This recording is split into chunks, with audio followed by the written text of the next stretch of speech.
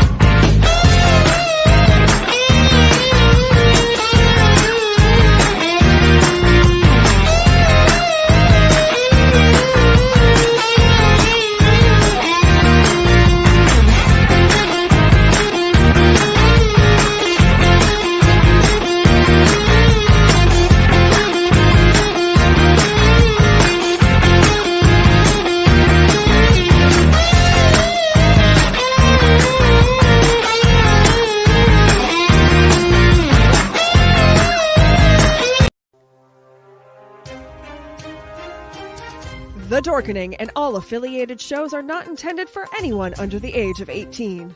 The following may contain discussions or scenes that have adult situations, graphic violence, nudity, strong sexual content, and graphic language. This show is intended for mature audiences only. Viewer discretion is advised.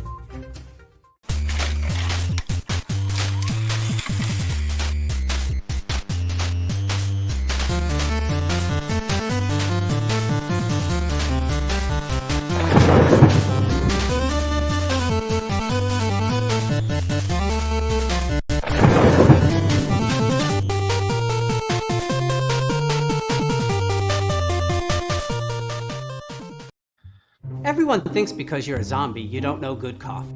Well, they're wrong. There's only one brew that gets my seal of approval. Deadly Grounds coffee is my guilty pleasure. The aroma is so intoxicating. It brings all of my neighbors out of the woodwork. Deadly Grounds coffee. Coffee to die for and zombie approved. It's good to get a little deadly. Use the front door! Oh, they're so disgusting.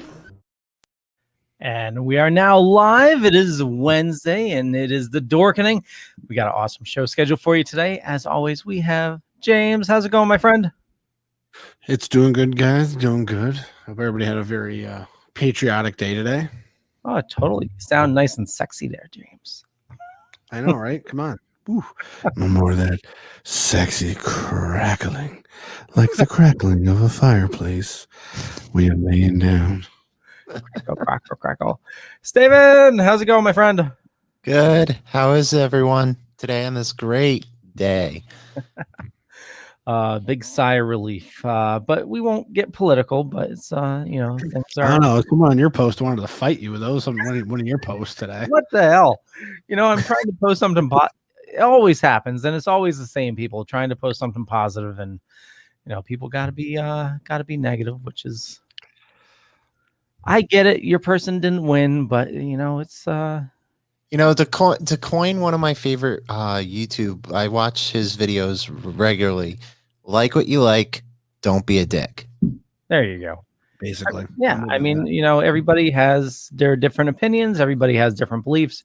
Don't tread on my beliefs. I won't tread on yours. And just that's what it was. Last 2 weeks ago, I posted something basically non-political, no nothing, and I lost a couple friends over it. And one of my friends who was at my wedding and helped make my wedding fantastic, and I was like, dude, like, I'm not trying to get into like a political argument, not like, dude, I literally posted like, what the hell's going on? I can't believe what I'm watching happening in DC. That's all it was, not saying anything of the cause. It's just like it's like I wish like the comment turn off button was easily more accessible. Like even today when I posted two things today. Oh yeah, regarding the inauguration. It was bye 45 and hello 46.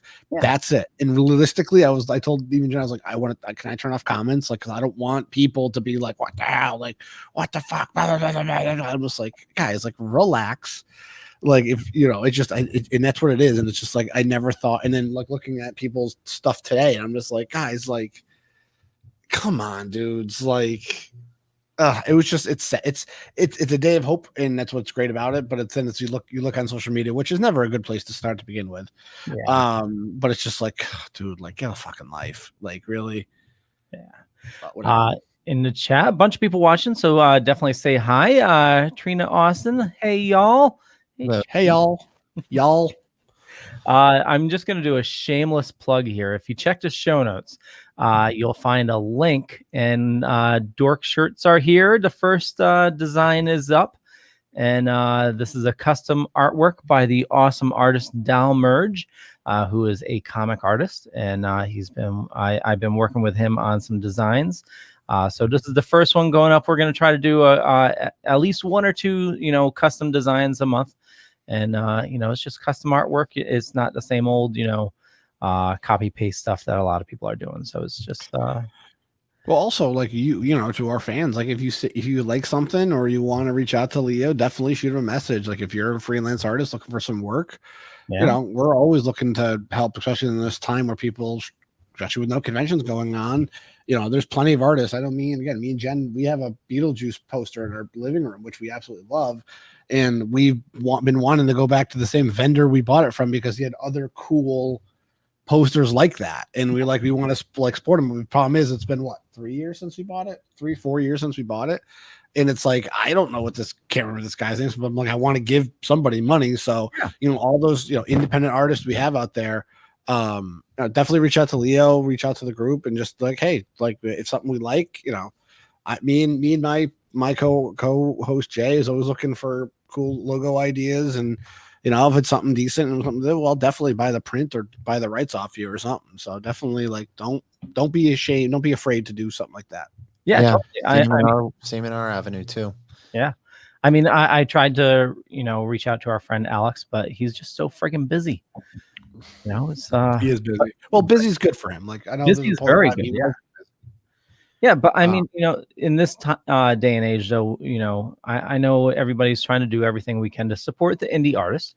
So if you are artists and you want to approach us and maybe talk about pricing for designs and stuff, definitely reach out to us.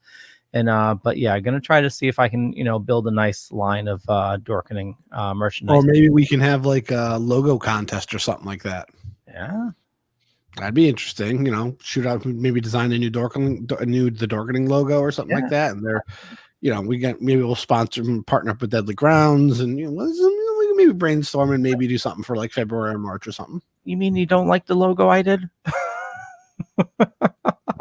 I like it, but like I said, the day and age that we have is all about variants, baby.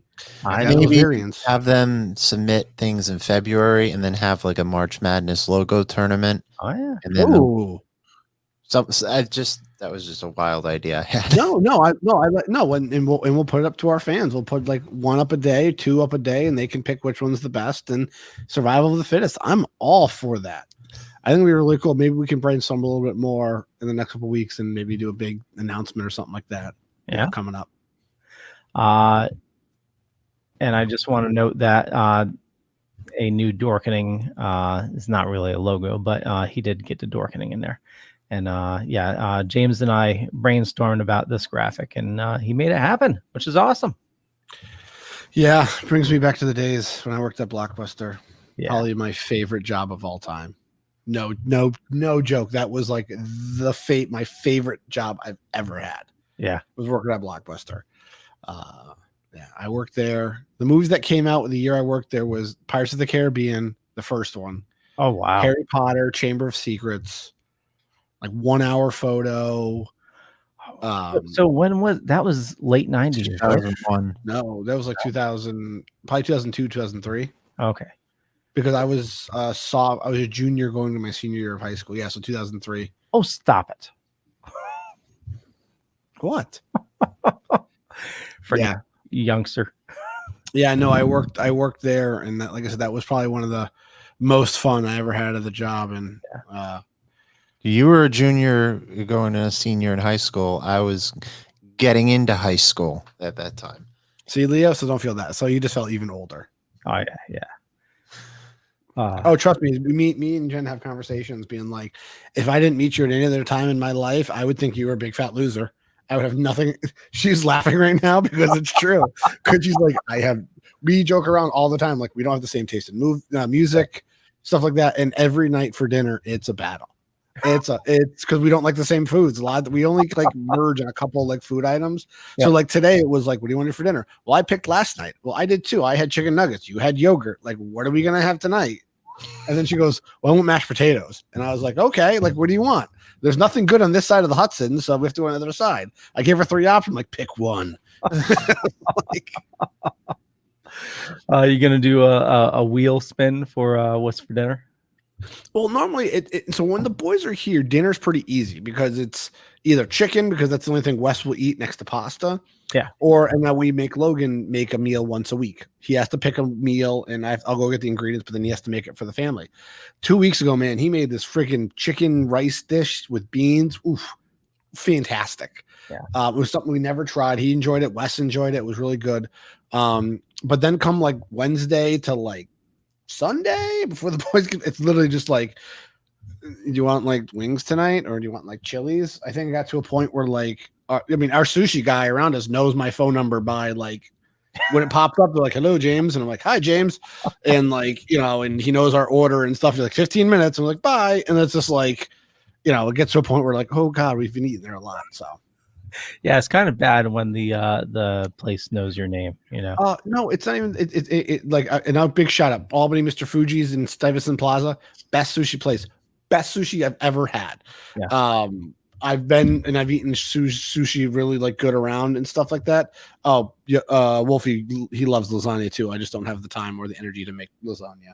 He gets Chef Boyardee lasagna in a can, and he loves that equally as good. No, but like every year he'd give us a $25 gift certificate at Christmas to come back. Yeah. I've had 1 or 2 birthdays there, and he's given me free appetizers, free dessert, free rolls, like all that stuff. Yeah. So there's a pasta place down here that makes amazing pasta. They have like the old style New York pasta machine where they hand crank it. Oh, yes. La-di-da. You too can enjoy that freshly made pasta.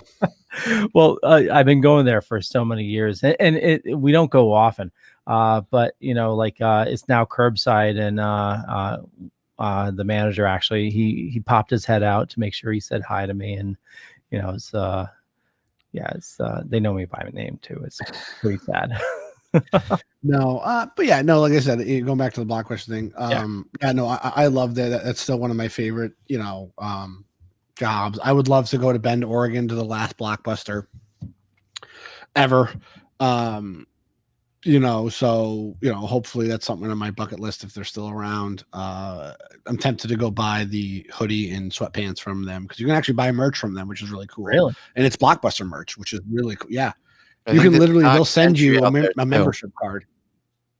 Oh, that's awesome. And they did the Airbnb. They've turned the store into an Airbnb for some time. I remember reading that. Yeah.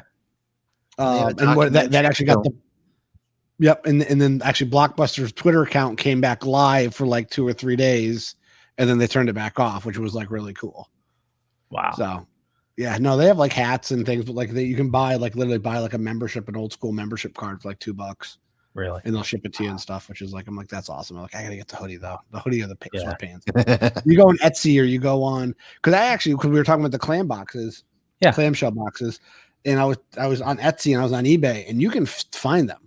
You can buy them still, and they're all like horror titles, which is like really cool. Like I'm like, I could care less what the title is. For me, it's like, can I just get some of the blank ones? Because when I worked there, they used the boxes of like the blank sleeves, and then you would have to print this. Sometimes you just have to print the sleeves out to put in, movies you ordered or anything like that. And that's what I'm looking for, is that, so I can print out my own like boxes and put it in the old clams, like put it on my shelf. But yeah, no, I just such a good time. Even when I was in the Navy, there was a Blockbuster in walking distance from me, in San Diego, and that's where I rented. Oh God, what was the game from a PlayStation 3 at the time? Oh crap, it was Dante's Inferno. I rented that game from them for like 2 or 3 nights in a row, or 2 or 3 rental cycles from them in a row. But I remember because I went in there and they looked me up, and I still had an account in the system when I worked there, and they just print me a new card and stuff. Like that's the stuff I wish I didn't throw away or wasn't in a desk that like got moved or something like that. That's the crap I would love to have nowadays because nostalgia is king. So it is. My best friend Eric, he worked at Blockbuster when we were in high school, back in the 90s. 5 free rentals a week, man. Come on. We would he would pick out the cheesiest movies, and we just get pizza on a Friday night and just did a movie marathon. Weren't you also stationed in Oak Harbor? I actually was at Whidbey Island Naval Air Station, Whidbey Island, for about 6 months before I got out. But I trained in San Diego, so I went from San Diego. I went from basic training in Great Lakes, Illinois. I was there from June to November. Yeah, November. And then I went from November to I think May. I was in San Diego. So and then I from May to the following September, I was in Oak Harbor. I love Deception Pass. I was telling Jen that. I said, because we were looking at trips to do this year if we couldn't go to Disney or last year. And I told her, I was like, I would love to go back up to like Whidbey Island and like go back up to Deception Point and, all that. And like, it's gorgeous up there. It's just, I have so many great memories up there. I mean, I have terrible memories as well because of the way I got out of the military, because that's what that last station I was. But I have fantastic, like the scenery. It was gorgeous. I loved seeing, it's not Mount Hood. It's literally blowing my mind, but the bigger snow-capped mountain volcano outside of Seattle, you could see like everywhere, in Mount Baker, which was another active volcano. And like I was looking around, I was like, it was July 4th, and I'm in a hoodie and jeans watching fireworks go off on base because it's that chilly up there that late in the year. And I loved it up there. So yes, Wolfie, I was in Oak Harbor. I loved every minute I was there. I wish I could have spent more time there, but I would not be where I am today. Yeah. Well, life definitely throws you curveballs, and life finds a way. Life finds Rainier. Thank you. Yeah. Life finds a way. Yeah. Life finds a way. In what's that Broken Road song? I don't know where I'm going with that, but I hear you. I catch what you're throwing. So Broken, we could talk about something that's breaking the MCU a little bit. Oh yeah, WandaVision. We got two episodes. How many times did you guys watch the 2 episodes? Once. I mean, the only ones I know. Me and I work Fridays from 10 to 4, and usually I have to get up early, so I got up really early to watch them because I know everyone in our group chat would have been talking about it, but I wanted to see it before everyone talked about it and spoiled it, and Patrick would get pissed that we were spoiling it. So sorry, Patrick. No, and we watched it once. Me and Jen watched it Friday night, and we want to watch it with Logan again, but Jen wanted to watch the Easter eggs videos, basically point out some of the Easter eggs, because there's some stuff, because she missed the first time the Hydra logo in the watch commercial. Strucker watch. And again, I didn't know who Strucker was until I watched it. I was like, oh yeah, that was him. So even I gotta pick some stuff up, but we definitely want to watch it with Logan. So we'll watch those 2 episodes again. Yeah. I mean, the new episode comes out on Friday.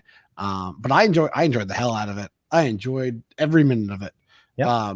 It's been getting some flack though. People saying it's too boring, and I loved it myself. I've watched it 3 times so far, both episodes. I watched it, and then Megan actually watched it with me, and it sounds like she may continue to watch it with me. And then I watched it again, and then I had to watch all the spoiler videos like you did, James, as well, because there's a lot of Easter eggs that you miss. Well, and a lot of the Easter eggs in there too are more true Easter eggs, though. Like the some stuff that probably has nothing to do with the story, but it just falls into the comics they're pulling from. House of M, the Visions, those are the 2 main comic books they're pulling from. So, and the big one was the wine that she was pouring. it's the House of Mysteries, House of M. That was pretty much right on the nose what it was. Well, also the what's her name? The neighbor. Agnes. Oh, the Agnes. Yeah. And they think that's Agatha Harkness, Yeah, the witch. Yeah. Yep. And then she says that her wedding anniversary is June 2nd. And I guess that was the day that they burned the first witch at the Salem witch trials. No one was burned at Salem, dude. Or it was the first witch that was burned or something. Do we have to take a trip up to Salem and go up to Denver? Yeah, we do. Well, anyway, it has something to do with witches, June 2nd. Can I just say they're on point detail to the tributes to Desilu from I Love Lucy to Bewitched and all that stuff. I love that.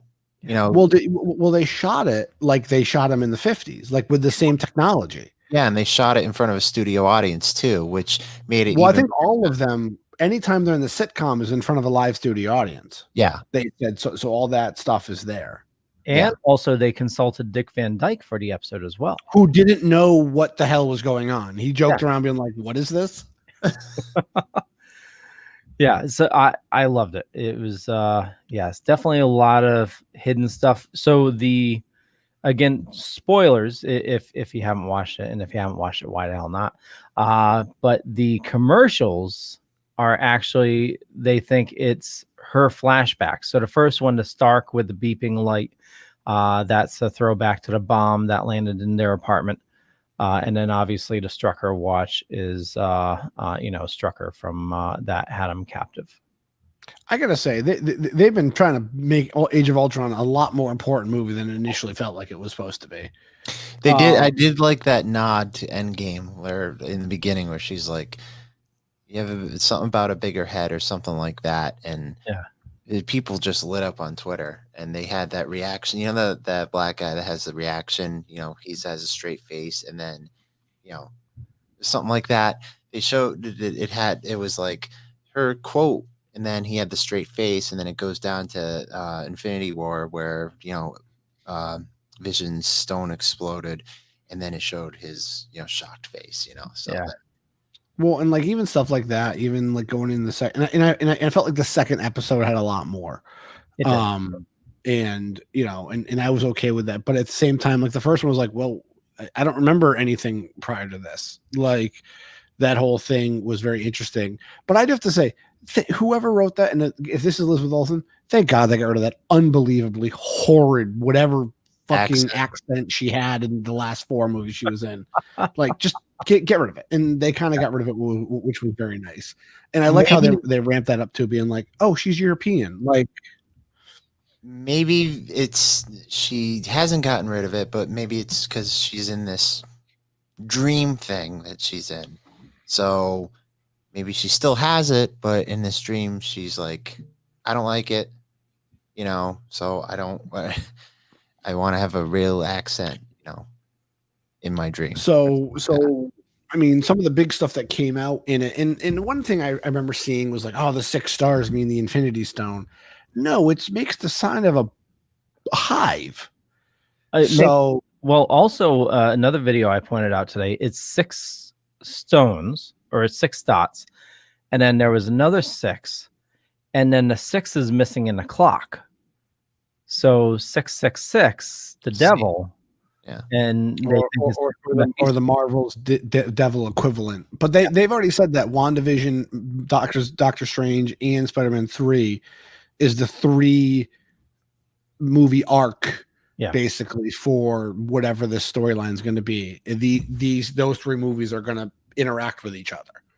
And I'm calling this a movie because I feel like it's going to be it's a long tell story. But again, and everybody who kind of said like Leo said, like they were against it or whatever, guys, this is their first attempt at this. Like it's going to be messy, and I feel like if Kevin Feige didn't feel like this was a good story, he wouldn't put it out. Like I said, you've literally had almost 18 months of no MCU anything. Like they're walking on very much big eggshells right now, not to like screw this up. And if it wasn't ready for broadcast, they would not be putting it out. Because I'm almost positive Kevin Feige can walk into Disney, slop his big wet sausage on the table, being like, "You're listening to me because I made you guys $4 billion over the last 2 years. Yeah. So shut your face. I'm going to tell you when it's ready to release." And then takes his wet sausage, puts it back in his pants, and walks out of the room. So you talk about, thinking about this as a movie. It certainly had the budget of a movie too, because they released this 250 something million that it cost to make, and then Falcon Winter Soldier, you're right? Was 150 million. Well, I bet you some of that is because of Vision being who he is, a lot of that is probably into the special effects budget. Yeah. In a lot of the post production. But like going back to, like you said, the 6 stones, the 666 thing. But again, it was like, oh, it's the Infinity Stone. I'm like, no, it's a Hive logo. That's also the logo for AIM from the comics. Logo so for AIM. AIM. Advanced. Yeah. Okay. Remember? Does anybody remember Iron Man 3? Mm-hmm. Oh, yeah. He's also AIM in the comics is equally as devilish as, also AIM is the bad guys in the Marvel video game that no one played. Yeah, no. And so, that's them, but also has also the sword symbol in it as well. Oh yeah, multiple places a sword symbol. But the big thing people were complaining about was Sword's involvement, because comparing Sword with Vision, it really wasn't a Thank you, Geek Like HQ. Yeah, Advanced Idea Mechanics. And Geek Life HQ, Justin says casting must have been a huge part of the budget. Definitely. I'm sorry. Continue. Oh no, that's one of the critical reactions that I found after seeing it, that people just complaining about was, Sword was, well, you saw Sword at the end of Spider-Man. That's where Nick Fury is. Yeah. And that was hinted at, it's Sword and Shield. Like, I had to tell it to Jen, it's the other side of the coin for Shield. Yeah.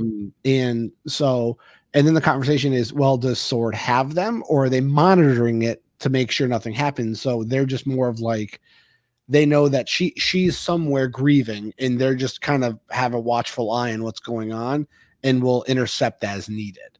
But rumor came out, and even Paul Bettany said is they actually had a after credit scene teed up for the end of Endgame. Oh yeah, I heard about that. Yeah, of them collecting Vision's body in Wakanda, or them finding it, whatever was left of it, wherever, and taking it away. And that was supposed to set up the Sword involvement, basically. Yeah. So, I'm curious. Like I said, it's 9 episodes. We got 7 left.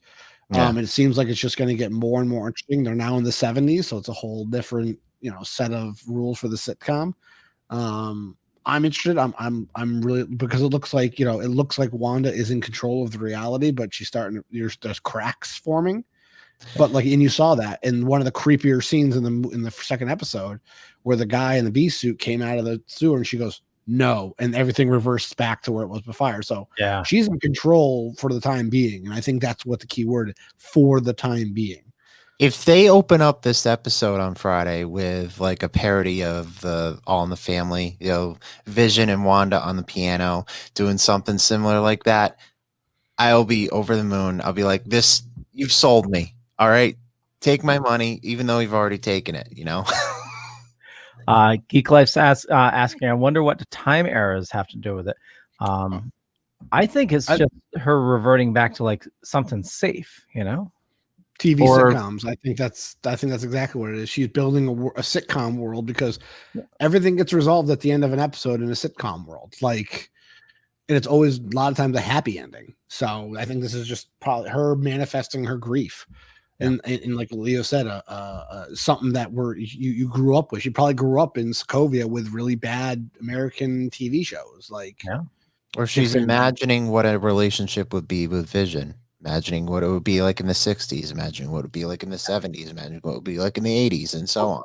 So James, that's a really good point, though, because in Sokovia, all the, other countries, they get all the shows late, or that's where a lot of people pick up like.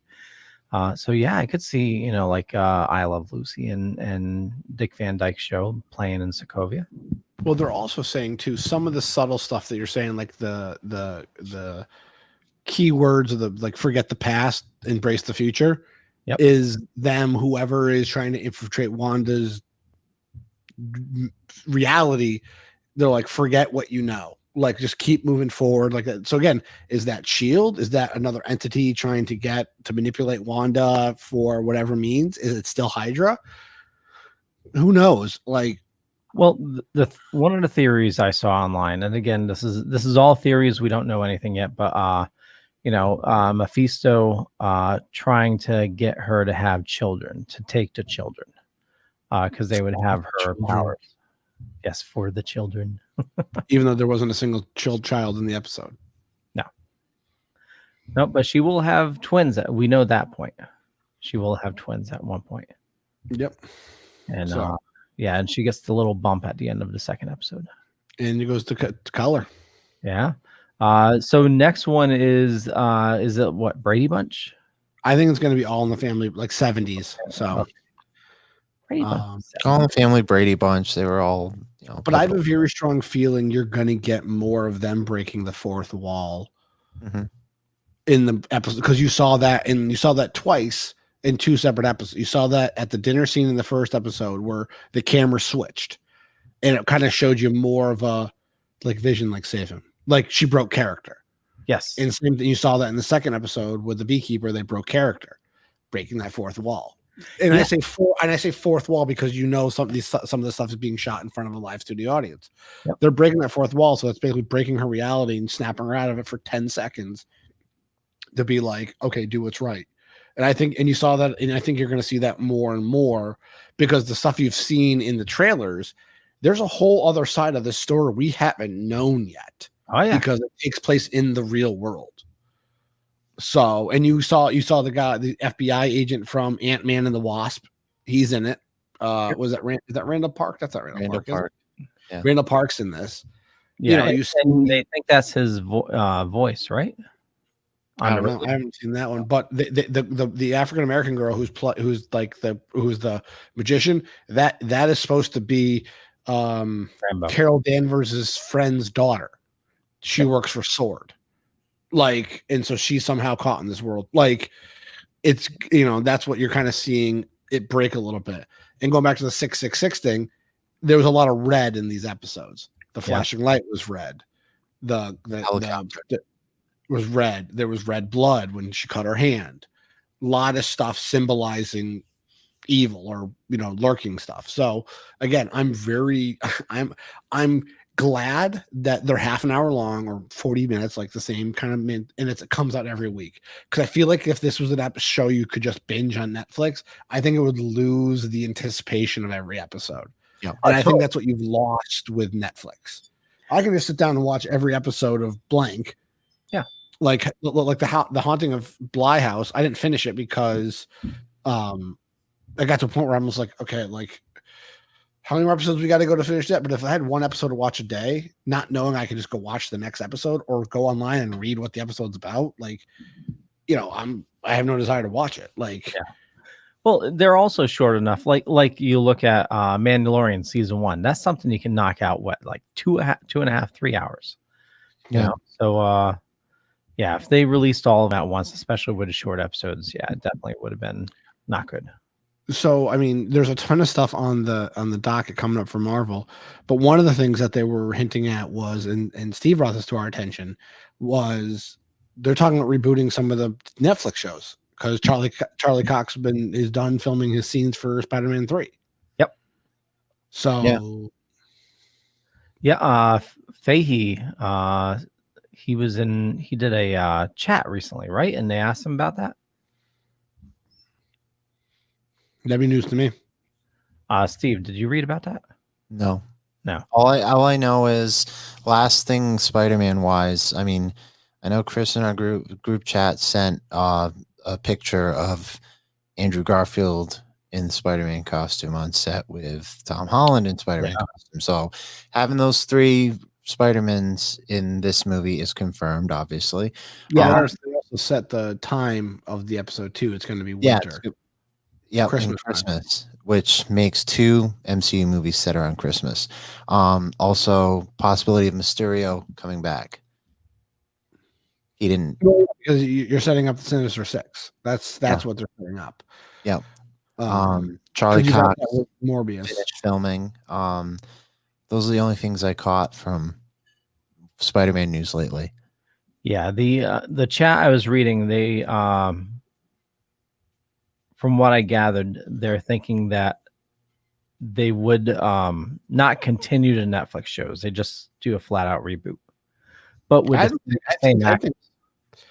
I just think, well, I mean, there's already built. I mean, they referenced enough of the movies, and I know that was one of the biggest things they said is that a lot of the MCU Netflix characters, Charlie Cox, Kristen Ritter, Vincent D'Onofrio, those guys were very upset that in the contracts they signed, there was the opportunity to go into the MCU and be in movies and interact with these characters.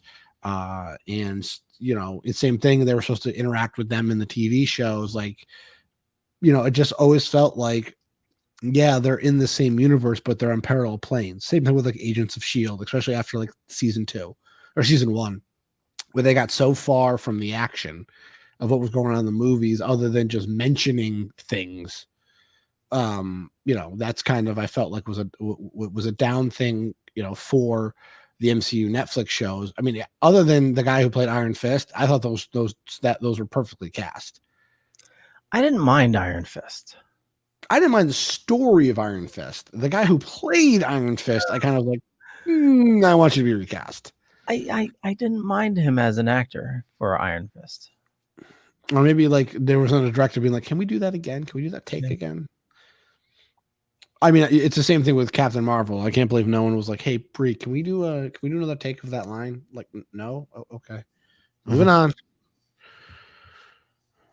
But like I said, hopefully, if they can get a new life on, Disney Plus or whatever, because I still liked Vincent D'Onofrio's Kingpin. I think he was very well portrayed as like a really, like, you don't need somebody the size of Kingpin in the MCU. Like, you don't need what you see from the video games or the comic books, or, I even like Michael Clark Duncan as the Kingpin in the Ben Affleck Daredevil. I still like that movie to a point. Like, if you watch the director's cut of that movie, it's a good movie. Yep. It's a really good movie. And again, it literally was just following, it's a better story. It's more faithful to the comic books than some other comic book movies you've seen in the last 20 years, so. And then Bullseye, but Bullseye was always going to be a joke character, depending on if you give him a costume or not. So, yeah. This rumor actually just came in. Speaking of WandaVision, promising actor is bewitched by Wanda, who convinces him into signing a multi-picture deal. Simon Williams gets to play the role of a lifetime, which will not only cost him his memories, but also his self-identity. And what I'm reading here is that's switching Wonder Man to Vision retcon. We'll see what happens. Like I said, I think there's plenty of, at this point in time with this show, as there've literally been no leaks. This thing's been super tight. Mm-hmm. Same thing with a lot of the stuff. Like even Captain, other than some of the marketing stuff for Winter Soldier and Falcon, especially like Sharon Carter's on the run as like a public enemy and stuff, and you've seen a little bit more about like US Agent and stuff. They've really kept this show under wraps. Yep. So, I'm taking what I'm reading as a grain of salt, and I'm going to draw my own conclusions. Hear them live here every Wednesday in the Dorkening. But I'm along for the ride, and realistically, after the fucking shit year we had last year, with I'm up for anything. Like I said, they're showing me stuff that they're giving more character development from these two characters than you got in 4 movies. Yep. And that's sad. And like I said, and just how they're interacting and how they're chewing the scenery a little bit in some of these episodes and being over the top, and the humor is there. And Love the you know, Elizabeth Olsen, I'm actually can stomach a little bit now, you know, compared to what she was in Age of Ultron or even Civil War. You know, I did like her in Infinity War because I like that that whole Glasgow scene with Vision and her fighting Thanos' minions. and then at end of Endgame was just phenomenal. Oh yeah, that like again, she's one of the more powerful characters in the MCU, and we haven't seen that yet. Yeah. Well, and I'm hopeful, like, they're letting them tell the story. Like I said, I'm on board. You know, unless they give me a random thing, kind of out of left field, one random episode. I hope they don't. God forbid they don't. It still is Disney. We're going to take a trip for the episode to California. How many bad Netflix shows get derailed by one bad episode? Yep. Like that was one of my biggest thing about the Daredevil on Netflix. It was 3 episodes too long. They're going to do the Brady Bunch trip to Hawaii. Oh, the cursed tiki. Oh, I'm all in for that episode. This thing's going to be a dash, whatever she says. Oh, gas. That's what it is. This is going to be such gas. Woo! And then, of course, it was the Eric Foreman's mom as his boss's wife. Yeah. And he wasn't in the second episode. No. But also his job wasn't in the second episode either, which I always thought was funny. We saw when he called out someone being communist. Did you see how like tense it got? And then like they had to break it with laughter. I'm like, holy crap, that guy is a communist. Like he wasn't getting the whole point of like we're just making fun of them. Like no, he's like no, that guy, you know, he is a communist. And they're all like, no. Well, that it goes on the theme of red for the shows, and they also make another communist. There's something communist wise said in the first episode as well. The boss says it. Oh, or something like that. Yeah. Yep. Okay. Oh, and another not spoiler, Easter egg that I saw is you can make out the castle that they were kept in Age of Ultron in the wallpaper. No, that's digging deep. That's like someone like who has no life. How do you kill something that has no life? I mean, there are people that will dissect trailers. I mean, that Indiana game trailer, people dissected the shit out of that. Well, of course. I mean, like I said, but again, it's like I hope they watch the show first and try to enjoy it before you ruining it with like the Easter egg hunts. Yep. Yeah. And I blame Marvel for that a little bit. But like, it's just like, can you just enjoy the show? Like, that's all I want. Like, I don't want to. And again, it's one of those things. Like, I don't mind going on like to, you know, do a deep dive to figure out more and watch, you know, video trailer breakdown and stuff. But like, I don't want to. I could care less that the thing on the coffee table meant that this was this guy in this episode of this comic that has nothing to do with the show. Like, I don't care. Yeah. Like, you know, tell me how Sword's involved. Tell me why they're watching her. Why do I keep seeing honeycombs? Why am I keep seeing, you know, these items? That's the questions I want answered. I don't need to know, like, oh man, that one little object right there on the coffee table. What could it mean? Yeah. Or it could just, one of the things they were harping on was the brooch on her thing. If it's the Grim Reaper, then it's this person. But if it's not the Grim Reaper, it's something else. Who the fuck cares? Like, this isn't meant for the nerds, the deep dive comic book nerds. At this point in time, and maybe this is what you need to do. Yes, you have comic fans, lovers writing these stories, and Kevin Feige loves the golden age and silver age of comics and some of the Bronze Age stuff. And he's going to incorporate the stories the best he can. But at the end of the day, this show isn't meant for me and you. This show is meant for the casual viewer who's been along on this journey with the MCU for the last 10 years. Yeah, and they'll definitely throw some little things in, but I don't think it's as deep as a lot of these people are going at. Oh yeah, the August 28th. That must mean episode 828 of the Avengers comic. I'm like, I don't care, dude. One thing that was where Vision farts and a rainbow comes out his ass. I don't care.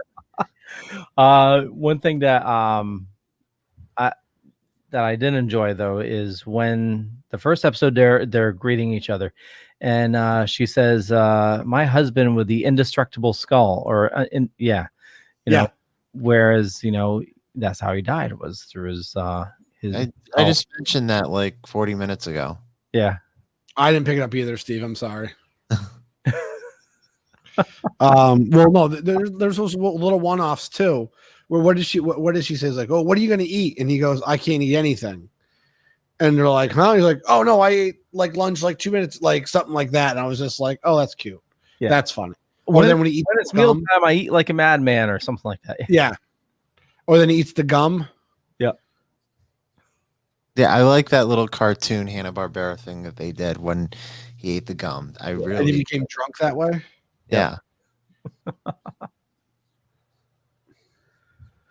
There was something else I was going to say, but it escaped me.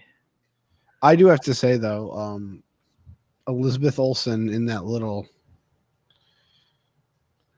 outfit she had on. Oh yeah. The magician's no, out? Yeah. I was like, thank you. Well, I thought that was a little risque for that era, though. A lot of things are risque for that era. Yeah, that's what magician assistant wore back then. Yeah. But I love how the Mind Stone was the picture of the cabinet. Oh, I did not notice that. Yeah. I was like Mind Stone, like I even told like Jen, like the Mind Stone, like boom, like right there. Leo, get off Reddit and watch like the weirdest breakdown. I need to go watch it a fourth time. Of all the weeks and months we've done this show, we should do like a supercut of Leo get off the Reddits. Oh my god, Leo get off the Reddit. Well, no, it should be a little counter in the corner, like ding, ding, ding. We got to hack into his IP and just put like a parental block on it. Jesus Christ, dude. For our audio listeners, Leo just showed us he's actually on the Reddit page now.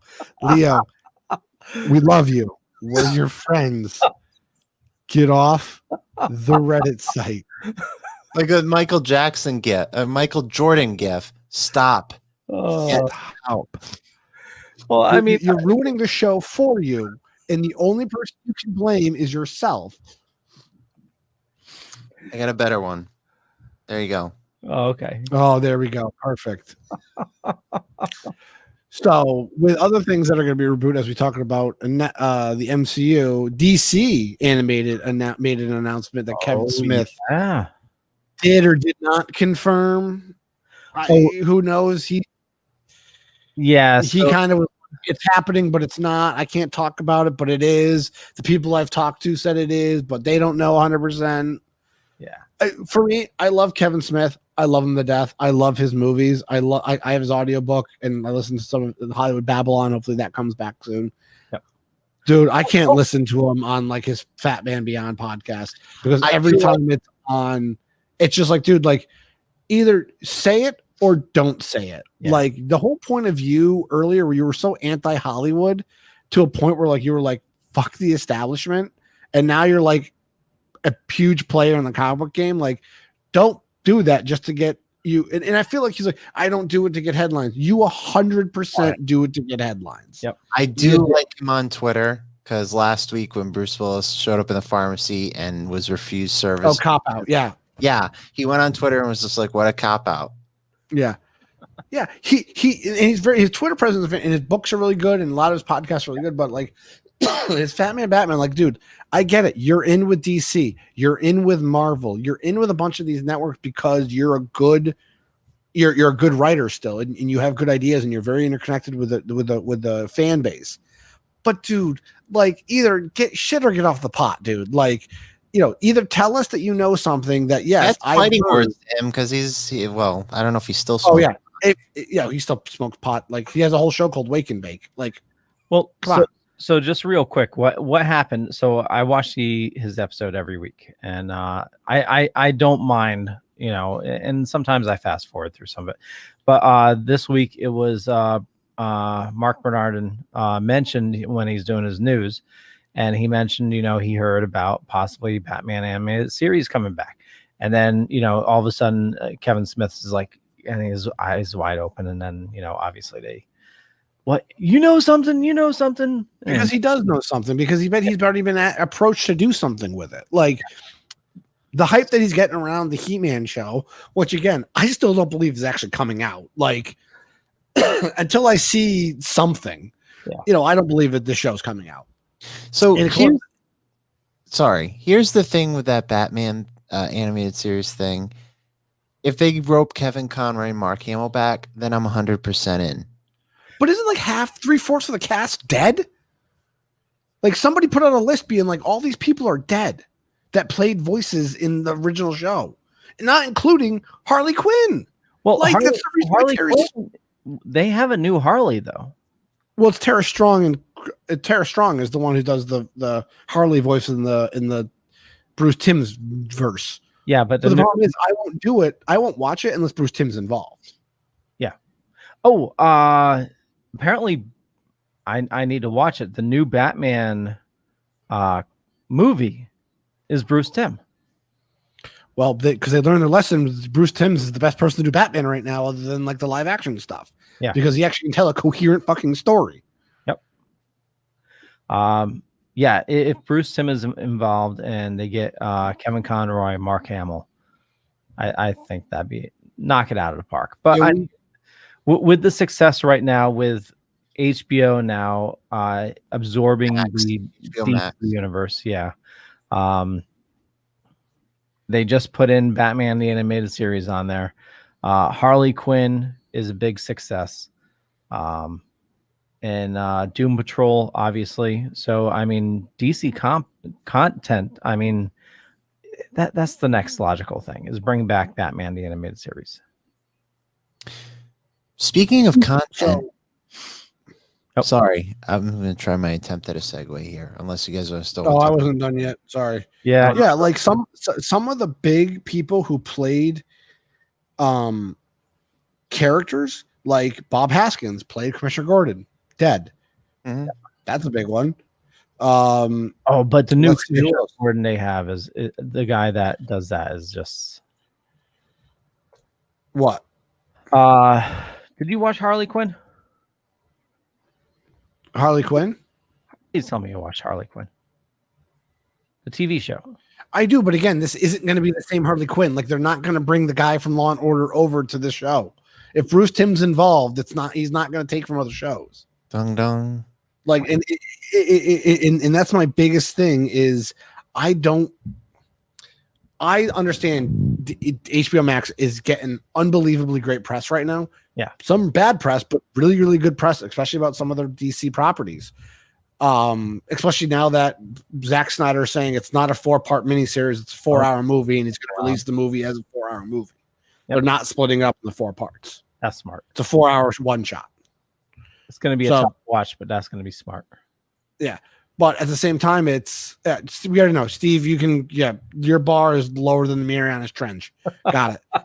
People like me and Leo still want to see what this movie could have been. Yeah. Because I still like Man of Steel and I still like BVS. Yep. Director's cut of BVS is a lot better than what they threw out on the screen. Totally. But again, if Bruce Timm's involved, I'm on board. You already know Kevin Conroy's on board because he loves paychecks. Yeah. And he keeps coming back for other things. Mark Hamill is definitely not coming back. He's already said multiple times the only other Joker he would have played was Joker and Hush. That was it. And that was played by somebody else. It's the same thing how he hung up Luke Skywalker for a point other than I think Disney backed up a boatload of money to him and be like, we need you for one episode. But supposedly that was like a request. Like Peyton Reed, like literally went to his house and asked him, like, can you just be in this episode, please? This is how this show ends. We need you to be you. And he signed on for it. So again, do you think they're going to walk up and like, you need to be the Joker for the 200th time? And I bet he's going to say no. Like, and I'm with him on that. I love Mark Hamill as the Joker. He's the best Joker in my pantheon of Jokers. He's number one. But you know, if you can't get Mark Hamill and you can't get some of these other people to be these characters, I don't want it. Like again, this is the cynical asshole that I am, and I'm that person who don't ruin my childhood. But there was nothing wrong with what you had for the Batman animated series. It was perfect when it came out. It was perfectly set when it came out. You told their stories. Just let it lie. Like just let it lie. You don't need to bring it back. Okay. I'm sorry. Like just no. So hear me out. And you literally had 3 video games. Yeah. And a feature movie, Mask of the Phantasm. Yeah, 2 Sub-Zero was actual released too. But then you also had Batman Beyond, who was a continuation of that story, still done by Bruce Timm and Kevin Conroy. Yep, yeah, and and that was another movie too with the Return of Joker with Mark Hamill and those villains. So like you've told these stories. You have Harley Quinn, awesome show. That's a great show to tell me to tell in this universe. Give me another Batman's animated show. You had no problem punting them out in kids WB for 10 years. That like 3D one was kind of cheesy though. Well, the Batman was fine. Batman Bold, the Bold and whatever. Oh, Brave and Bold was awesome. Yeah, like I watched a couple of those episodes with Harrison one morning. Like they're fine shows. Yeah. Just do that. Like there's nothing wrong, guys. It's okay. Like even season 4 of the Batman animated series isn't the best series because it went red sky and the Joker all of a sudden had no eyes. Like let it be. Just if you want to tell some stories, there's plenty of one shot, like plenty of other stuff you can tell. Hear me out. Oh my God. Get off Reddit. I'm not on Reddit. Okay. I'm on IMDb. I have Reddit open on another tab though. Okay. So Masters of the Universe coming out. Stars Mark Hamill. Also Kevin Conroy. And apparently Kevin Smith knew of it. Batman the Animated Series. What if they had such a good time working together again, Masters of the Universe, that the idea was forged, hey, why don't we talk about bringing back Batman the Animated Series? What if that was the catalyst? Masters of the Universe, getting them back together again. And then with Kevin They Smith. weren't in the same room together. All the recordings were done remotely because of the pandemic. Yeah, but they worked together. They had to be. Did they do anything virtual or? No. A lot of times nowadays they just need someone reading the lines. They must have worked together because Kevin Conroy did Merman and Mark Hamill was Skeletor. Leo, there's this thing called the internet that we're using right now. Yeah. To record things. Mm-hmm. And so you could literally be Kevin Smith. Yeah. And Steve could be Kevin Conroy, and I'm just another producer or someone being like, yes, Skeletor. Yeah, He-Man's coming. And then Steve would say his line, and then you would, no, let's try it again. Okay. Hey, Skeletor, blah, blah, blah is happening. And then he would give another take. The great thing about it, and this is what's sad about animation nowadays, the days in which you had people in a room together, reading lines together, no longer exists. I'm sorry, Leo. I don't believe that.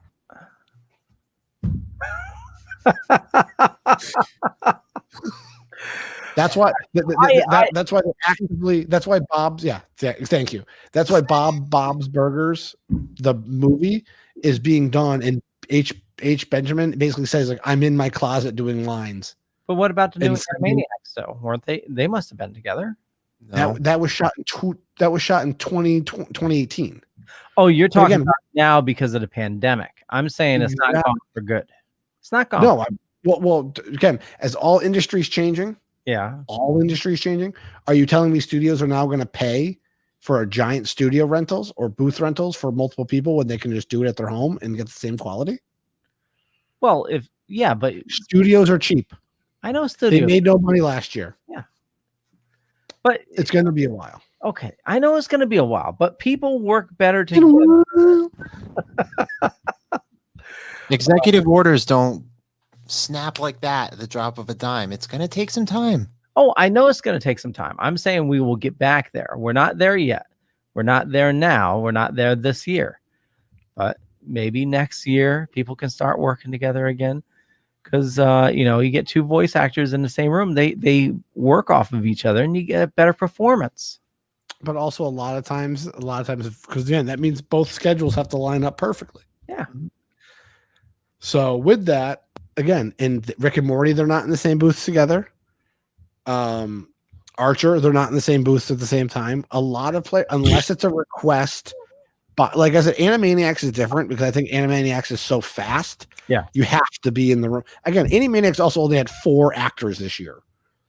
The series. Like realistically, it was 4 people. It was Marie LaMarche, Paulson, McNeil, and Yeah, and we saw them all at Terrificon. So it's just one of those things like, yes, Leo, do some shows still do it in person? Yes. But even Pixar, the leader in animation, everybody said like nobody was in the same room with each other when they recorded. Oh yeah. Everybody's working from home. Yeah, I totally get that now. I'm saying in the future. They recorded Soul in 2018. Yeah. They still weren't in the studios together. I know. I'm agreeing with you. Steve, are you getting what I'm saying? Yes, I do. Thank you. Okay. Oh, okay. Never mind. It dawned on me now. Okay. I'm not talking about the pandemic. I'm just talking in general. Like Okay. that is going away of the dodo. Yeah. Because everybody's across the country and technology nowadays is super fast where you can send an audio file in live time like this. Yep. And they'll critique it right there and tell you doing, but also they'll probably have a recording of whoever you're interacting with next to you. Yeah. Okay. I'm still hopeful for Batman the Animated Series reboot. I'm with Steve, how he is with Justice League. No one wants it. No one needs it. Thank you. I've been saying the Justice League. I've been saying it since they announced it. People have been bitching and moaning and complaining about the damn Justice League, and now we're getting it. I'm not complaining. I don't mind the Justice League. I'm looking forward to it. Like I said, at the end of the day, it's going to be 4 hours of either a train wreck or somewhat good. But if they use this as a catalyst to reboot DCEU, so from here, what if from here they go into Flashpoint? I don't have enough rum in this cup. I don't have enough rum in this cup to. Rum and Coke? That's what I had. No, I just said rum. I just have rum in this cup. Oh, I had rum and Coke in my little Star Wars. Oh my god. Yeah. I'm almost positive, Leo. When we know, suppose it's May 12th or March 12th is the day Justice League comes out. Supposedly, that's what's been rumored. We can do a whole show that Wednesday beforehand, and Steve can go hang himself because he's not realistically. I'm just joking because you just put a gun up to your head and blew out your brains. He'll be in the background just like from like Beetlejuice, just like the Maitland, just like, oh come on. So before that comes out, we're gonna have to do a marathon of watching all the DCEU movies. I actually just like for me it's just watching Man of Steel, and then that's all I really need to watch. Like because that's all Well, Batman versus Superman. Again, I can watch Man of Steel and I can put together BVS.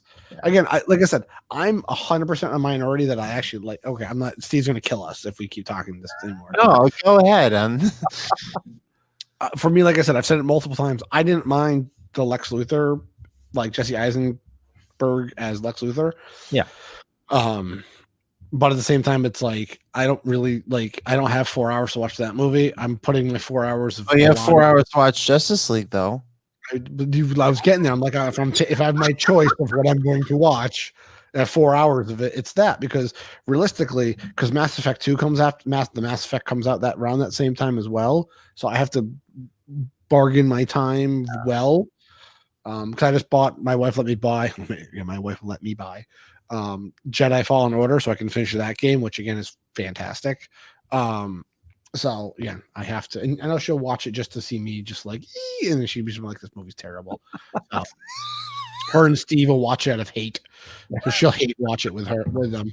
But yeah, no. Anyway, sorry. Well, I mean, we're both working from home, and like for me, what I'm doing, if I'm like coding, I need to have something that I've seen like a whole mess of times, or a podcast or something going on in the background.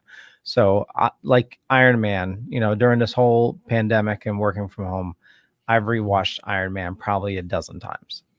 I'll just put it on, it's going on a side screen, and I can partially pay attention while I'm typing. So, and Batman versus Superman does the same thing. I'll put that on from time to time. Justice League. So you can do the same. Secondary screen. Just have it going on in the background. No.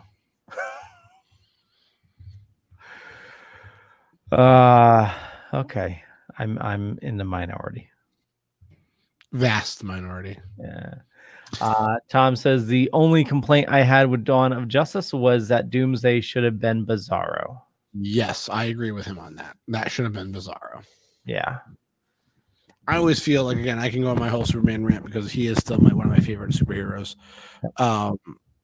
That they always go to Doomsday when there's so many other badass villains. Like I think if they brought back like that turned into Bizarro, I think that would have been a really interesting way to kill Superman.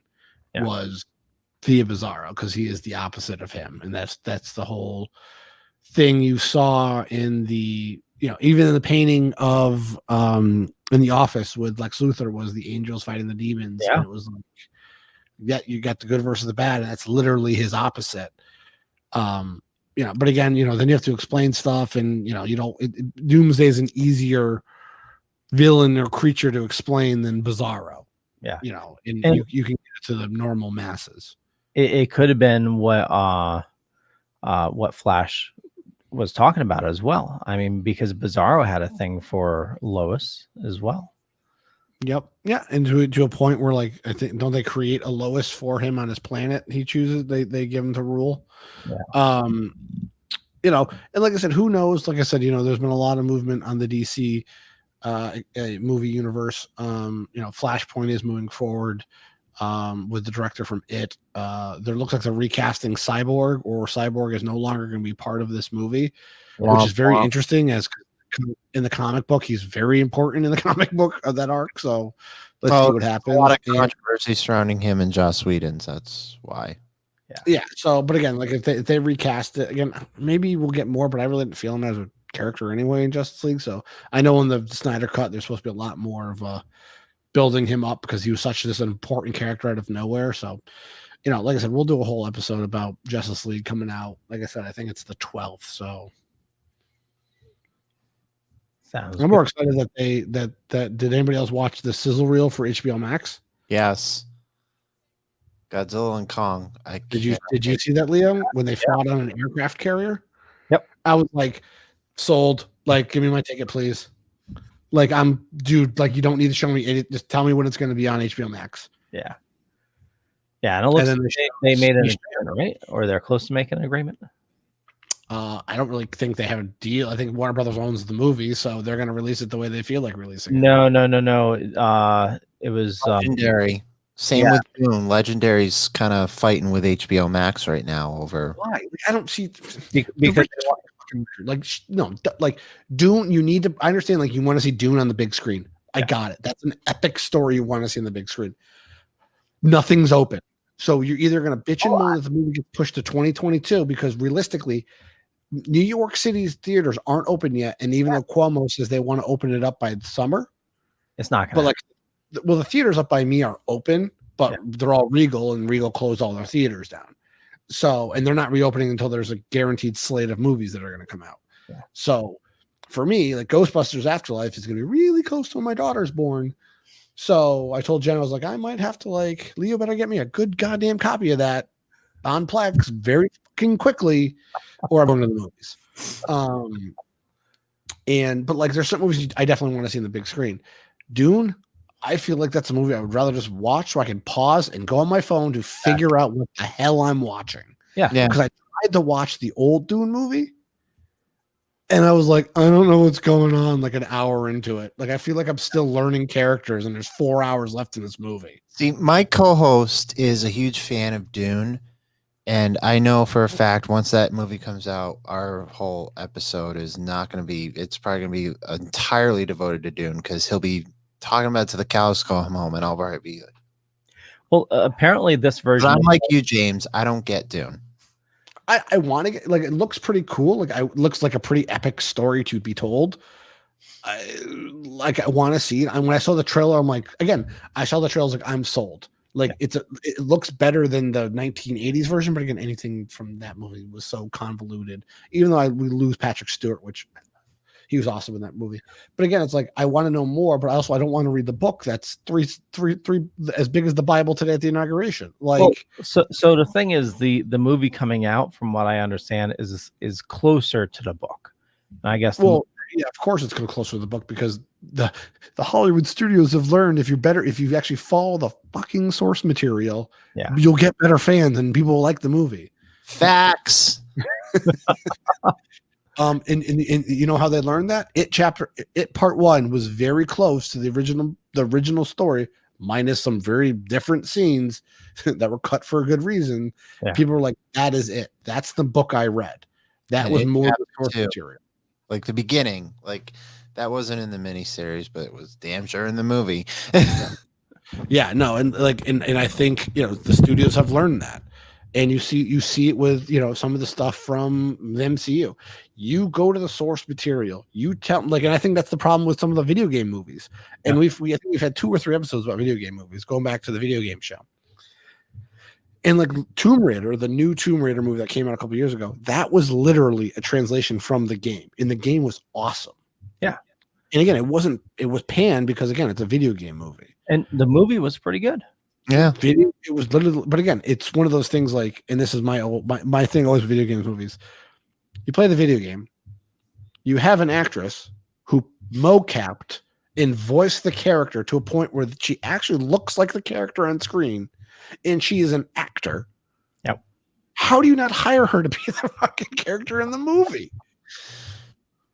Back to the sizzle reel. I'm surprised they didn't show any footage of Mortal Kombat, but they did the same day. Photos from Mortal Kombat. Well, no, they showed a video of Sub-Zero making a dagger. I must have missed that then. It was like they also showed Space Jam for 2 seconds, but like, come on. Yeah. This is not a new scissor reel. This is the one that came out like about a month ago. No, a week. No, it came out like last week ago, last Friday. I did not see it. They also confirmed the title of the 4th Matrix is called Matrix. Oh. It's not called the Matrix 4, the Matrix rebooted. It's called Matrix. Matrix, not the Matrix or Matrix or Cypher Eats a Steak for 5 hours. I like the sequels to that movie. I took like an online class in college about the psychology of the Matrix. That must be a really long class. Oh no, it was actually like a really good class. It was like really interesting. No, I believe you, but it must have been really long trying to analyze the shit out of that movie. It was just more like the symbolism and stuff like that. Little self-plug, if you go back several weeks on to Dorkening, we covered Army of One, which had Matt Passmore from Glades, but also Ellen Hallman, which is also in Matrix 4. Nice. Little self-plug. There you go. Yeah. But yeah, no, like Mortal Kombat looks good. The pictures they showed look really good. I'm very curious when that trailer should hopefully be dropping in the next couple days, a couple weeks. Same thing. I think Uncharted was supposed to be dropping a trailer in a couple weeks. I think the issue right now. Stop teasing us on Twitter and just drop the trailer. Well, Nolan North's doing it too. Yeah, Nolan North is feeding it as well. What was funny is I showed Jen a couple things from like the Tom Holland as Nathan Drake, and then she's seen me play Uncharted, and then I showed her the Nathan Fillion fan film. Yep. And she goes, "How is he not Nathan Drake? Like, why isn't this the movie?" And I was like, "Exactly. Why isn't this the movie?" Burkett the Nerd says, "Hey guys, can't stick around for too long, but I want to start hanging around more. Is this a podcast too?" It is. If you head on over to thedorkening.com, you can catch all the previous shows, including all the other shows on the network, including It's Go Time with Jay and James and Throwback reviews. And yeah. Okay, dope. Yeah, no, like I said, I'm very interested. Like for me, it turns out like I know Sony doesn't want to release anything until the theaters reopened, and they're really going to be depending on Los Angeles. If Los Angeles can get their shit together and kind of start bringing those numbers down, I really don't think we're going to be back in the theaters until probably next year. I can go to the theater anytime I want to go to the theater. Yeah, the only theater that open near me and Leo is the one in Mystic. Yeah. Like for me, and again, this is like we've talked about this a couple different times.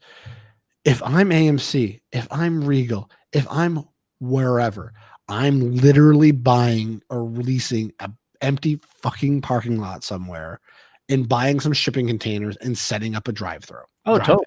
Yeah. Like if you want to make money, there's plenty of empty mall parking lots that you can rent and build a wall so you can't just drive by and watch the movie. Well, how many abandoned drive-ins are there out there? You know, well, you need something that's turnkey ready. So, like a parking lot would be turnkey ready. Well, there's also existing drive-throughs as well. There's one. Well, no, I'm agreeing with you that, but again, it needs to be something that they can turn the keys and turn everything on. Yeah, as far as there's a couple drive-ins in our area. I mean, there's one in Mansfield in Connecticut, and then there's one in Mendon in Massachusetts. But the one in Mendon is still going, even through the winter. I mean, I just saw a Facebook post that they were going to show Batman 1989 and The Dark Knight. Yeah, well, I think they stay open as long as their parking lot is clear. Yeah.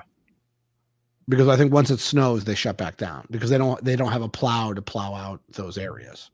Yeah. So it has to be, readily available. I mean, there's a couple drive-ins around here up in the Capital District around Albany. And they're really good. They're like $10 or $15 for a carload, which is awesome. Like I said, but the problem is they nothing new was released. Yeah. So they're literally taking whatever's in their library stores and throwing it up on their screens. It just comes to the point with what Hollywood needs to do, and Disney's taken some risks on it. Warner Brothers took the biggest risk, basically saying every major show is going to be on HBO Max, which again, I applaud Warner Brothers because it's either going to change the industry or it's not going to do anything.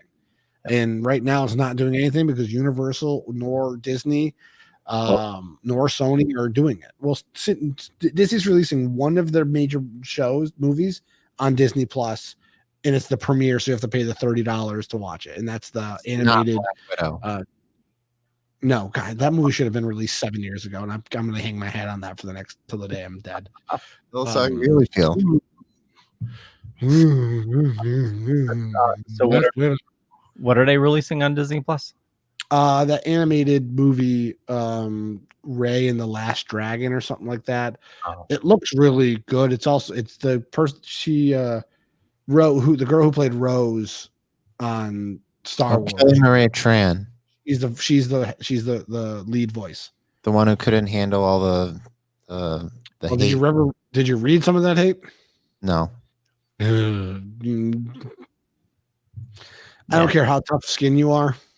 When you're getting death threats and some of the stuff was people took pictures of her on the street and says, "I know where you are. I know where you live." I would get off the internet too. Yeah, people suck. But hey, you know what? Oh, other random news, and I should have put this thing is there's been a rumor and again, this is a rumor, that they're rebranding Galaxy's Edge. Rebranding it? Rebranding? So Galaxy's Edge takes place between Last Jedi and Rise of Skywalker. That is the time period where you are at in Batuu. There are talks of them, because the sequel trilogy has not been received as well as they wanted it to be. Yep. That they're going to make Batuu a civilization at a time. So you could, have Darth Vader and do some Empire stuff and some Rebels and stuff. Yeah, adding stuff to the Mandalorian. That's what they want to do. They want to make it not tied to the sequel trilogy. They want to make it tied to Star Wars in general. They just want to sell Baby Yodas. Well, they already do that. That's even simple. Custom lightsabers. Yeah, $200 later, baby. Worth it. Yeah, I know. Trust me. No, so like that's the talk, because like I said, people would rather see Darth Vader or real stormtroopers, not the new stormtroopers walking around, but even to the point of doing like the clone troopers, because the Clone Wars is still, and the Bad Batch is still really popular. Yeah. Doing some of the prequel trilogy stuff and basically setting that up for whatever they want it to be. So if they want to do it in the Mandalorian timeline, which they should, because I think that means it's nothing tied to it, because it's 5 years after Endor and 4 years after the Battle of Jakku, and the First Order's not around. You still have Imperial remnants, so you can still have Imperials there. You still got the New Republic, which is the rebellion still with the logo. Everything lines up better for that, because you can basically tap literally two separate eras in one part. And yeah, the Burke the Nerd, yeah, they're gonna have a resort connected to Galaxy's Edge, which Star Cruiser. Yeah, they're saying $10,000 for the thing. Disney's getting their money from Star Wars. You hear that? So they're building an interactive, all-inclusive resort that's going to be tied to Galaxy's Edge, where it's called the Star Wars Star Cruiser. So you literally arrive at the spaceport, you log in, and then you take a shuttle to this cruiser in space, and you get off, and you're automatically in Star Wars. All the windows around it show space. I thought the hotel was like that. That's the hotel. That's the hotel. Galaxy's Edge is just, and it's going to be connected to Galaxy's Edge, so you can literally like take a shuttle to Batuu, and it's literally like an elevator or something like that. And it pops you out right in Batuu. $10,000 for like a weekend. It's like 2 or 3 night thing, but it's all inclusive. So you get costumes. It's interactive. So, and that's that was their whole point of it too. And I don't think it's come to fruition, is when you go on this Millennium Falcon ride, the Smuggler's Run, depending how you did, the other characters would interact with you being like, dude, I heard you crashed the Falcon. Like, what the fuck? Like, but they're supposed to interact with you in that world because you're part of that world now. And the immersion is there. I don't know, because the pandemic kind of had to put stuff on hold, but like, that's what you're going to do. You're going to literally live a Star Wars story it's like choose your own adventure, that these people who are in the hotel and in the area. Yeah, that's it right there, Burke. Yeah, that's what we're talking about. And they're going to interact with you, and definitely, Burke, send Leo DM. He's really quick at responding to those. Yeah. But they're going to interact with you, so you can literally, depending on your trip. Just real quick, Burkett, message me on Facebook, Leo Pond, also through the Dorkening as well. Easiest way to get a hold of me. But they'll give you get your costumes. They have costumes already made for you that you wear, and that's what you interact with, and they interact with you, and you do missions, and you interact, and you do stuff in Batuu that's related to your journey and stuff like that, and you have to interact with certain people. It's unbelievable the amount of detail they're going into, but the issue they're running into is that no one likes the sequel trilogies. Yeah. But the biggest issue right now they have is Rise of the Resistance is 100% set in the sequel trilogy. They would have to shut the ride down and repurpose it to a point in which Tom, yes. And now that we're getting possibly a Hair to the Empire thing in Disney Plus, I'm fucking waiting, hopefully, praying that we get out of the Empire thing. I don't think we're gonna get the Hair to the Empire like everybody hopes that. I think we're just gonna get a new Thrawn story. Thrawn. There's been like 3 new Thrawn books that came out. One by Timothy Zahn, which I heard was like really good. But yeah, but that's what it's going to be. Is that super immersive, and it's going to be like $10,000 because it's everything included. Yeah. Well, if you put it that way, I could see that. How many people is that for? I don't know. They, like I said, they showed a room to a point where like you have them. So like you look out their window with space, and it's actually like supposedly like they had the head of the parks there, and they showed like the bunk beds look like bunks at like a real ship, like they're cut into the wall and stuff. So, yeah, it's really, really cool. I'm really looking forward to it. But it's gonna be 8 years till anybody can actually use it. Yeah. Don't be surprised if it's $10,000 per person. Well, I heard it's $10,000 for a family of 4. Oh, that's not bad. Dude, like my trip to Disney that me and my wife might be going this year is like $2,000 for 2 of us. Oh, me and my girlfriend, it was like $200 for the tickets, $200 for me building the lightsaber, and then food and all that stuff. So less than $1,000. Yeah. Okay, so we're staying on property, and it's going to be over almost $2,000. That's before food, souvenirs, anything else. So again, that's for 2 people. So if it's 4 people, it's $2,500 a person for 2 days. This is why I failed math in high school, so I'm not good with math. No, that's ridiculous. So we'll see. I'm looking forward to see. Like I said, fingers crossed. That's what the big joke is. Like, don't give me hope. The thing I put in the day is like we're talking about possibly doing something. It's like just don't just don't give me hope. That's all I could say. Is like it's like so. We'll see. I also finished my Batmobile today, which was fantastic. Awesome. Oh, so cool. I know we ran past time. You always run past time, Leo. Like you should literally just put the time for 75 for 60 whatever 75 minutes or something like that. Yeah.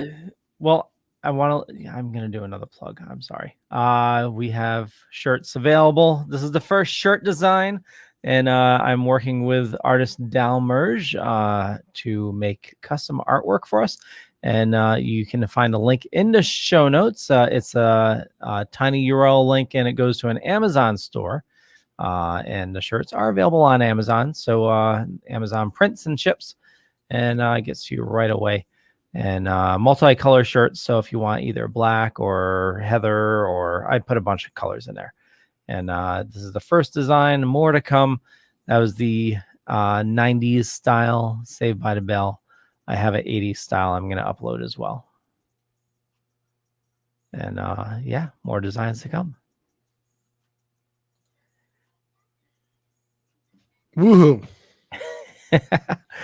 So I want to thank you all for watching. Definitely check the show notes down below or up above, depending on where you're watching or listening to us, for more information on our awesome hosts here. And Steven, where do you like people following you? You can find Super Richard Throwback Reviews on Facebook, Twitter, Instagram. Our audio, we have 2 audio podcasts. Super Richard Throwback Reviews, the audio files, is our primary podcast that comes out every Monday. We just finished recording episode 130 today. So episode 130, What's in Gwyneth Paltrow's Box, is coming out on Monday. So definitely listen to that. It's probably our funniest episode to date. We have a CSI podcast, CSI The Vegas Files. Me and my girlfriend, Sammy, we we'll do a weekly review on every episode of CSI. So that's going to be a long one. Definitely check that out. That comes out every Friday. Both shows are on all major podcasts and distributors and on the Dorkening Podcast Network. And you can find me here on Wednesdays and some Tuesdays on the Comic Book Show. Okay. James. Yeah, you can find me at my personal at Twitter and Instagram for my tweets, and my tweets, basically just Funko retweets so I can get free Funkos. Is at Longtime Storm for the tweets and Instagrams. As well, I'm here every Wednesday. or you can follow me on my other podcast. It's Go Time with Jay and James. We're hopefully going to start doing live shows every Monday afternoon. I know it's a random ass time for a live show, but that's when we both have time to do a live show. And we record at the time anyway, so we started starting to do a little bit more out there. Hopefully we're gonna have a couple more guests, a little more afternoon type guests, or if needed, because it feels like that's a little easier availability for some of the people we've already talked to do it. So check that out. Our new episode will drop tomorrow, I believe, or Friday of the recording we did on Monday. And we just talked about sports news and stuff like that. But you also, like I said, check me here every Wednesday. You can. And guys, do yourself a favor today. If you haven't seen some of the Bernie Sanders at the inauguration memes that have been posting up in the last 12 hours, do yourself a favor and look at them. They're fantastic, of where they took Bernie Sanders, how he sat for the inauguration, and put him into like different pictures. Yeah. It is the funniest thing I've seen all day. The best one I've seen was him in a Beastie Boys album. I saw that one. I like the other one where it's him in front of Quick Stop. I haven't seen that yet. Oh, you haven't seen that one yet? Oh my God. It is unbelievably the best. That one makes me giggle like a schoolgirl. Ha! That's awesome. So, oh yeah, and yeah. Here's the beast. I think this is the one you're talking about. Yep.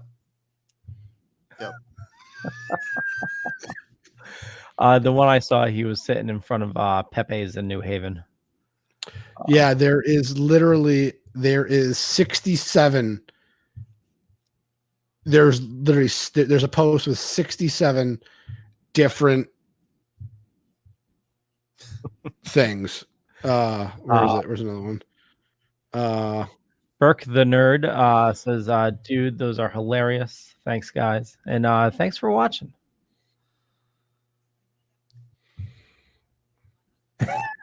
That's awesome. Like, these are some of the best things I've seen all day. All day. It is unbelievably funny. It's, it's just good old-timey like hilarity in which it just makes me chuckle like a little schoolgirl. Well, I'm glad you that's amazing. Oh, and then this is the one I chuckled the most at because it's actually like relevant. Do yourself a favor and like search. It's all over Facebook. Do yourself. There's like hundreds of them now. Like, and the joke I said it was, I was like, oh, like a true New Englander, he only has one coat for both, one winter coat, both for like personal and for professional work. So, all right, I'm done. Okay. Well, thank you for sharing those. Those are hilarious. And for me, just Google Leo Pond. You find a bunch of stuff. Could be true, could be not. I'm not going to say which is which, but more importantly, follow these awesome people. Information is in the show notes. And also head on over to thedorkening.com, which you can find just over 30 shows on a network, which is absolutely insane.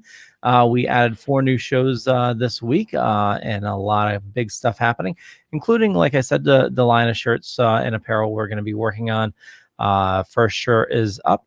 And we've rebooted the comic book show, our splash pages. And I'm talking to Rick. Relaunched or rebranded? Rebooted.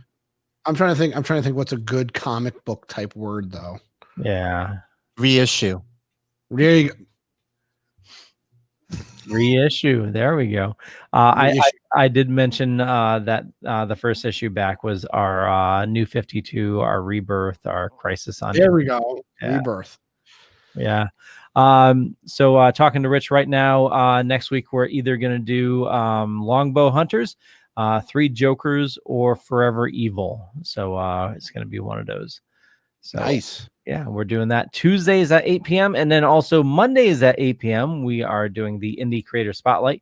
And then also the Dorkening here every Wednesday after the Still Token With So Wednesdays is a long day, and I want to thank everybody for watching. We'll catch you guys later. Bye.